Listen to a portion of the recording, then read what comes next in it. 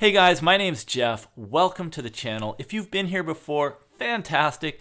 Take a seat and stay a while. And if you haven't, take a seat and stay a while, because today I'm going to show you how you can become a better stock trader or investor by using a journal just like this one. I've been using it for years and it's really helped me to improve my results. And today I'm going to show you how you can use one as well.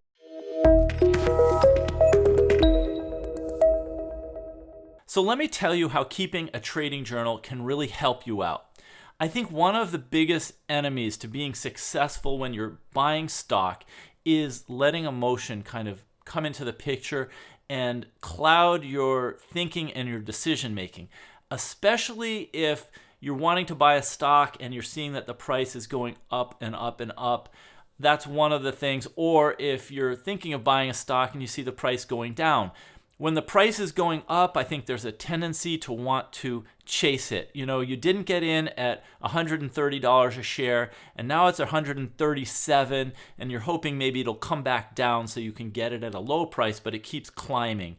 And so there's like a feeling, an emotional feeling like your FOMO, your fear of missing out on this stock. And so you might chase the price up. On the other side of things, you can see the price going down and you were thinking you wanted to buy this stock, but then you see the price going down, your mind and your emotions start to play. There are three different stocks I'm looking at.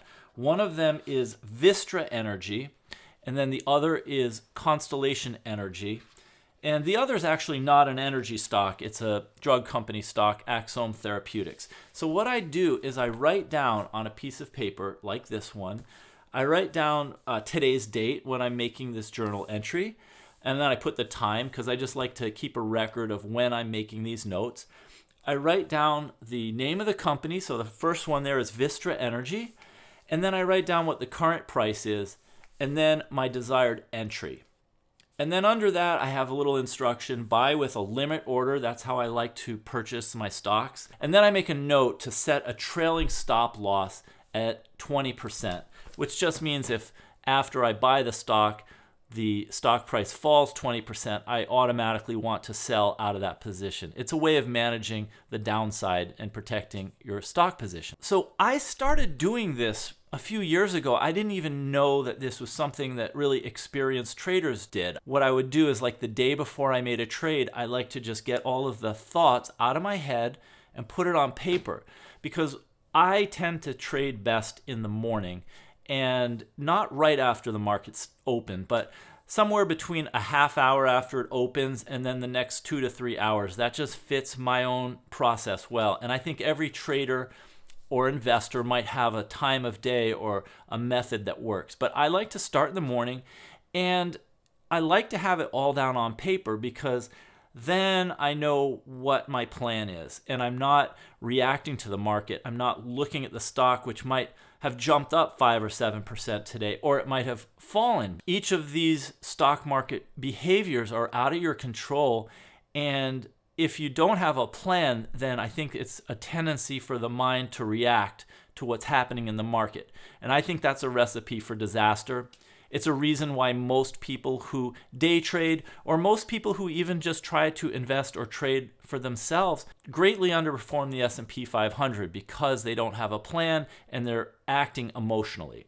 My day starts like, I'll wake up, I like to have a cup of coffee, do a little bit of reading, kind of relax, and then I take a shower and I just get dressed like I'm going to work. That's just my method. I like to feel ready. So I don't like to just wake up, kind of roll out of bed and sort of trade casually. I don't do this like wake up and, be kind of tired and be in like my sweatpants and stuff like that. Sort of set it up, sit at a desk or sit at a table, have my paper, my plans written down, and then go into it kind of business-like. So what I like to do is just, when I wake up, I'll make a cup of coffee, I'll relax, I'll take a shower, I'll get dressed, and when I'm feeling fresh and awake, that's when I do my trades. And I just will have a list. If I'm buying one stock or two stocks or three, whatever, I'll write down the stocks, I'll write down what price I want to set my limit order, and then I just go through them kind of methodically, and I just place my orders. And then I'll just monitor them during the morning. Sometimes the stock will be trading above my limit price, and I'll just see whether the stock price will come down and whether my order will fill on its own. But if it doesn't, sometimes I'll need to adjust my limit order. And I just go through one stock at a time until each of the stocks I want to buy is purchased.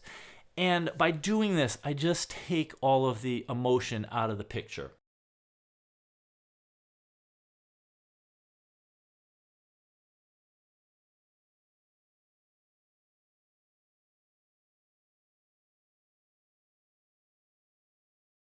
So then what I do is I decide how much money I want to allocate to each stock.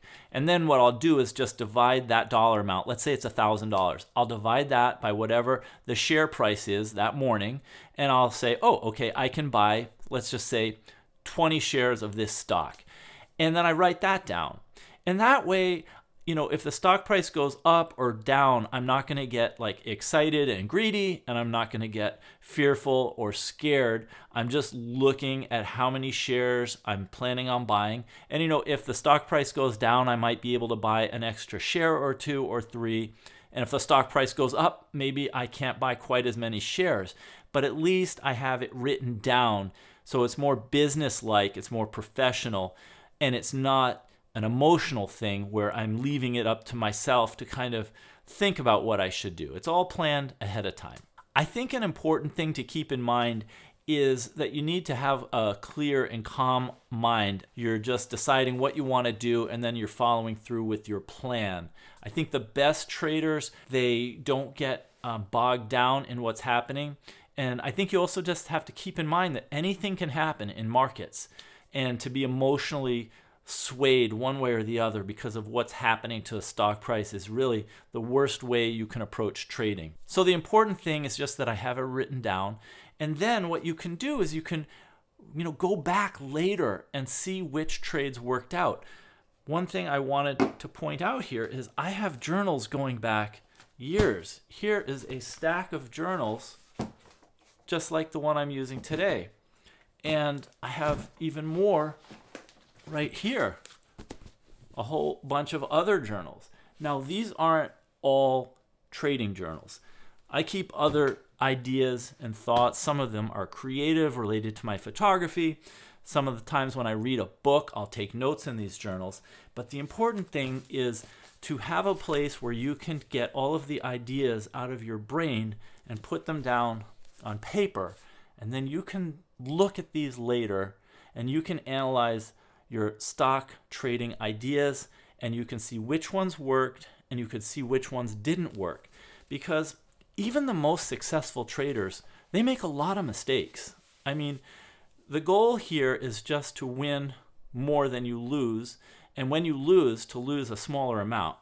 That's the whole purpose of investing or trading, is you want to limit your losses or not lose, and make sure that you have gains to offset those losses. It's really easy. I want to show you something.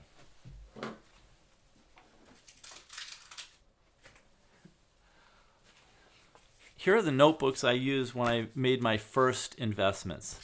This one is a notebook they gave out at the Berkshire Hathaway shareholders meeting. I went to this in 2003. They gave little notebooks. And in this notebook, I have all kinds of thoughts that I just wrote down when I went to Omaha. And one of them is a list of stocks that I was thinking of buying. I'm looking at them. I bought at least one of these stocks, and I have a list of 10. Maybe it's a little bit more right here. But my point is that I can now look back on this and I can say, oh, that would have been a horrible stock to buy. This was a loser. This was a loser. And maybe one or two of these turned out to be really great stocks. But if I hadn't written down in these little journals what I was thinking about, then I'd have nothing to go back and learn against.